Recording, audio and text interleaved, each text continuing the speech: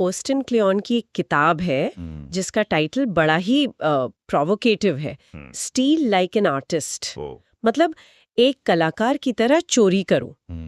अब ये शब्द सुनते ही चोरी मन में एक सवाल तो आता है, बिल्कुल, है ना, कि क्या रचनात्मकता की शुरुआत ही एक बेईमानी से होती है? बिल्कुल। और ये सवाल आना स्वाभाविक भी है, लेकिन देखिए ये समझना बहुत जरूरी है कि हम यहाँ साहित्यिक चोरी मतलब प्लेजरिज्म की बात बिल्कुल नहीं कर रहे। अच्छा। क्लियोन का इशारा एक एक बहुत गहरे सच की तरफ है। वो ये कि कोई भी विचार, कोई भी आइडिया शून्य में पैदा नहीं होता।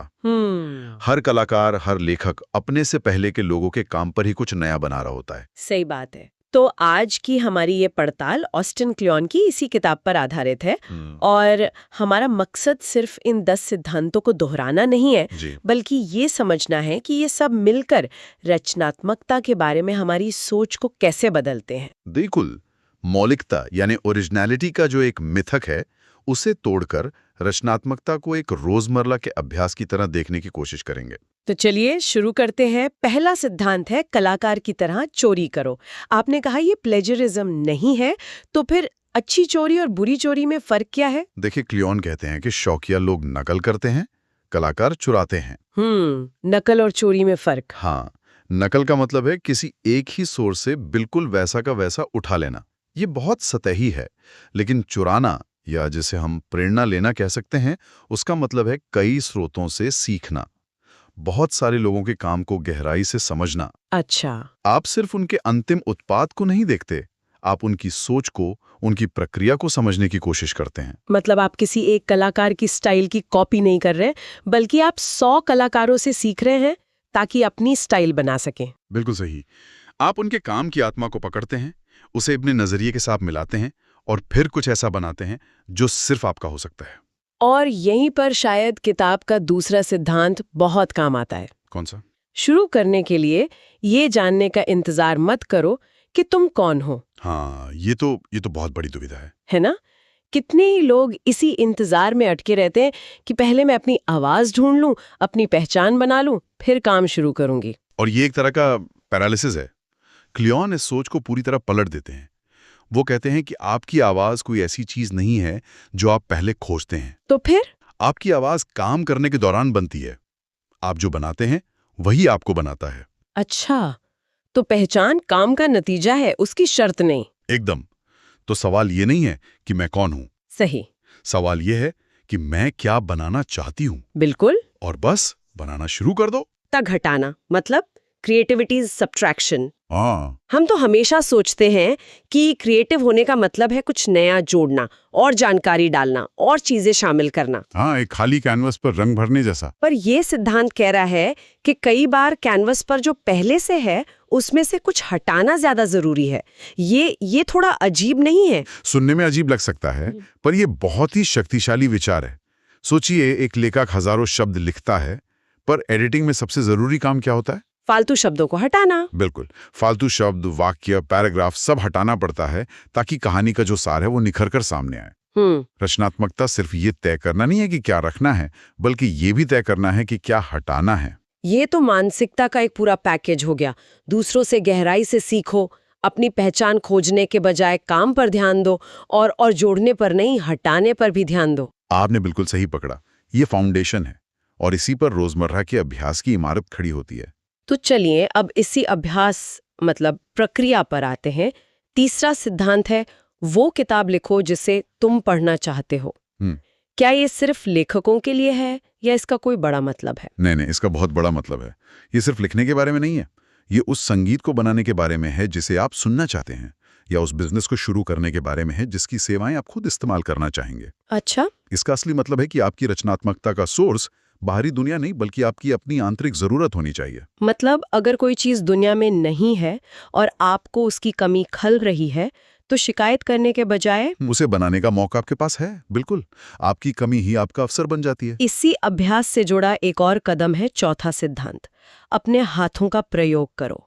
आज की डिजिटल दुनिया में जहां सब कुछ कीबोर्ड और स्क्रीन पर है, ये सलाह थोड़ी पुरानी नहीं लगती? बिल्कुल नहीं, बल्कि आज ये पहले से कहीं ज्यादा जरूरी हो गई है। जब आप कंप्यूटर पर टाइप करते हैं तो हर अक्षर एक जैसा दिखता है ना? हाँ। वो एक बहुत ही फिल्टर किया हुआ अनुभव है। लेकिन जब आप पेन से लिखते हैं या मिट्टी से कुछ बनाते हैं तो आपका शरीर और दिमाग एक साथ काम करते हैं। हाँ, ये एक शारीरिक क्रिया है। मैंने खुद महसूस किया है कि जब मैं किसी विचार पर अटक जाती हूँ तो स्क्रीन से हटकर एक नोटबुक में माइंड मैप बनाने से चीजें साफ होने लगती हैं। बिल्कुल, इसके पीछे विज्ञान है। हाथ से काम करने पर दिमाग के अलग अलग हिस्से सक्रिय होते हैं। ये विचारों को एक ठोस रूप देता है। आप अपनी सोच को महसूस कर सकते हैं। कंप्यूटर हमें परफेक्शन की तरफ धकेलता है, एक बटन दबाया और गलती मिटा दी। सही बात है। लेकिन हाथ से काम करने में गलतियां होती हैं, और कई बार यही गलतियां, या जिन्हें हम हैप्पी एक्सीडेंट्स कहते हैं, वही नए विचारों को जन्म देती हैं। वाह, तो ये सिर्फ नॉस्टैल्जिया नहीं है बल्कि रचनात्मकता का एक टूल है। और ऐसे ही एक और टूल की बात 5वां सिद्धांत करता है। साइड प्रोजेक्ट्स और शौक महत्वपूर्ण है। हमें तो अक्सर लगता है कि ये सिर्फ समय की बर्बादी है। ये एक बहुत बड़ा भ्रम है। क्लोन कहते हैं कि आपकी शौक और साइड प्रोजेक्ट्स आपकी क्या कहते हैं, रचनात्मक प्रयोगशालाएं। प्रयोगशाला। हाँ, जहां आप बिना किसी दबाव के प्रयोग कर सकते हैं, नई चीजें आजमा सकते हैं और फेल भी हो सकते हैं। लेकिन अगर किसी का मुख्य काम और शौक बिल्कुल अलग हो, तो जैसे कोई अकाउंटेंट है और उसका शौक लकड़ी का काम करना है, ये दोनों चीजें आपस में कैसे जुड़ेंगी? यही तो जादू है। इसे विचारों का क्रॉस पॉलिनेशन कहते हैं। Cross pollination. हो सकता है कि लकड़ी के काम में धैर्य और सटीकता की जो आदत लगती है, वो उस अकाउंटेंट को अपनी जटिल स्प्रेडशीट को सुलझाने में एक नया नजरिया दे। अच्छा। और यहाँ हो सकता है कि वहां जो रचनात्मक संतुष्टि मिलती है, वो उसे अपनी मुख्य काम के तनाव से लड़ने की ताकत दे। शौक आपके दिमाग को एक ही डर्रे पर सोचने से रोकते हैं। और शायद इसी प्रक्रिया का सबसे विरोधाभासी लेकिन जरूरी हिस्सा है 9वां सिद्धांत, उबाऊ बनो। हाँ, बी बोरिंग। ये तो रचनात्मकता की उस रोमांटिक छवि को पूरी तरह तोड़ देता है, जिसमें कलाकार को एक अस्त व्यस्त अपनी ही दुनिया में खोया हुआ दिखाया जाता है। बिल्कुल तोड़ देता है। तो इस उबाऊ बनने का क्या मतलब है? क्लेओन का उबाऊ होने से मतलब है एक नियमित और अनुशासित जीवन जीना। ये उस मिथक को तोड़ता है कि महान कला सिर्फ प्रेरणा के तूफानी झोंकों से पैदा होती है। सच तो ये है कि रचनात्मक काम के लिए जबरदस्त ऊर्जा और फोकस चाहिए। अगर आपकी रोजमर्रा की जिंदगी ड्रामा और अराजकता से भरी है, तो आपकी सारी ऊर्जा तो वहीं खर्च हो जाएगी। तो इसका मतलब है कि अपनी रचनात्मक ऊर्जा को बचाने के लिए जीवन के बाकी हिस्सों को व्यवस्थित और एक तरह से उबाऊ बना लेना चाहिए। एकदम रोज एक ही समय पर उठना, अपने काम के लिए एक तय समय रखना, अपनी सेहत का ध्यान रखना। ये तो अपनी रचनात्मकता को एक नौकरी की तरह देखने जैसा है। बिल्कुल, जिसके लिए आपको हर दिन समय पर पहुंचना होता है, चाहे आपका मन हो या ना हो। महान कलाकार प्रेरणा का इंतजार नहीं करते, वे हर दिन काम करते हैं अनुशासन से। ये तो मानसिकता और अभ्यास की एक बहुत मजबूत नींव तैयार हो गई। लेकिन काम सिर्फ बनाने तक तो सीमित नहीं है, उसे दुनिया तक पहुंचाना भी तो है। और यहीं पे शायद सबसे ज्यादा डर लगता है। हाँ, और यहीं हमारी बातचीत का तीसरा हिस्सा शुरू होता है, अपने काम को दुनिया से जोड़ना। और इसकी शुरुआत होती है छठे सिद्धांत से, जो शायद सबसे जरूरी है। अच्छा काम करो और उसे साझा करो। इस सिद्धांत के 2 हिस्से हैं। अच्छा काम करो तो ठीक है, पर उसे साझा करो वाले हिस्से में ही ज्यादातर लोग अटक जाते हैं। वो डर, क्या मेरा काम उतना अच्छा है, लोग क्या कहेंगे? हाँ बिल्कुल, अगर किसी ने पसंद नहीं किया तो ये डर बहुत असली है। और ये स्वाभाविक भी है। लेकिन क्लियोन का तर्क है कि जब तक आप अपना काम साझा नहीं करते, तब तक वो दुनिया के लिए है ही नहीं। वो सिर्फ आपकी हार्ड ड्राइव या डायरी में कैद है। बिल्कुल, साझा करने से ही आपको फीडबैक मिलता है, साझा करने से ही आप सीखते हैं, और साझा करने से ही लोग आपको जानते हैं। और आज के दौर में तो साझा करना पहले से कहीं ज्यादा आसान हो गया है, जो हमें सीधे 7वें सिद्धांत पर लाता है। भूगोल अब हमारा मालिक नहीं है। Geography is no longer our master. बिल्कुल। सोचिए, 100 साल पहले अगर आप एक छोटे से शहर में रहते थे और आपके काम को समझने वाले लोग वहां नहीं थे, तो आपकी रचनात्मक यात्रा शायद वहीं खत्म हो जाती। हाँ सही बात है। लेकिन आज इंटरनेट ने वो सारी सीमाएं मिटा दी हैं। आप दुनिया के किसी भी कोने में बैठकर किसी भी दूसरे कोने में मौजूद अपने जैसे लोगों से जुड़ सकते हैं। तो मतलब अगर आपके आसपास प्रेरणा नहीं है तो वो बस एक क्लिक की दूरी पर है, और अगर दर्शक नहीं है तो वो भी इंटरनेट पर कहीं ना कहीं मौजूद है। हाँ, और इसी जुड़ाव की वजह से 8वां सिद्धांत और भी ज्यादा महत्वपूर्ण हो जाता है। विनम्र बनो, दुनिया एक छोटा शहर है। Be nice. The world is a small town. Internet ने दुनिया को बड़ा भी किया है और छोटा भी। आप किसी तक भी पहुंच सकते हैं, लेकिन इसका मतलब ये भी है कि आपकी प्रतिष्ठा, आपका व्यवहार बहुत तेजी से फैलता है। यहाँ नेटवर्किंग की बात आ जाती है, जो अक्सर लोगों को बहुत स्वार्थी सी लगती है। क्लियन नेटवर्किंग की इसी धारणा को बदलने की बात करते हैं। उनके लिए इसका मतलब के लिए संपर्क बनाना नहीं है।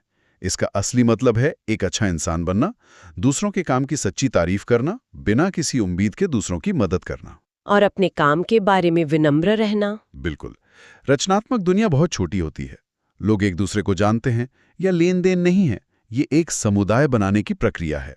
तो इस पूरी चर्चा का सार निकालें तो ऐसा लगता है कि रचनात्मकता कोई रहस्यमयी शक्ति नहीं है जो कुछ चुनिंदा लोगों को ही मिलती है। यहाँ एक प्रक्रिया है, एक चुनाव है। हाँ, सार यही है। क्लियोन कहते हैं, मौलिक बनने की कोशिश मत कीजिए, सच्चे बनने की कोशिश कीजिए। हाँ, अगर आप उन चीज़ों से प्रेरणा लेते हैं जिनसे आप सच में प्यार करते हैं और फिर उसे अपनी ईमानदारी और मेहनत से एक नया रूप देते हैं, तो आपका काम अपने आप मौलिक हो जाएगा। ये एक कौशल है, कोई जादू नहीं। बिल्कुल। हर दिन कुछ नया सीखें, प्रेरणा इकट्ठा करें, छोटे छोटे प्रयोग करते रहें, अपने काम को साझा करने से न डरें, और सबसे जरूरी, रोज अभ्यास करें। हाँ, कलाकार पैदा नहीं होते, वे अभ्यास और सही मानसिकता से बनते हैं। ये सब सुनने के बाद एक सवाल मन में आता है। किताब कहती है कि शुरुआत करने के लिए किसी की अनुमति की जरूरत नहीं है। तो सोचने वाली बात यह है कि अगर आज किसी से भी प्रेरणा चुराने की पूरी आजादी हो, तो वो पहला कलाकार, लेखक या विचारक कौन होगा जिसके काम में आप सबसे गहरी डुबकी लगाना चाहेंगे? और उस प्रेरणा को अपनी आवाज देने के लिए आज ही वो कौन सा पहला, सबसे छोटा कदम उठाया जा सकता है?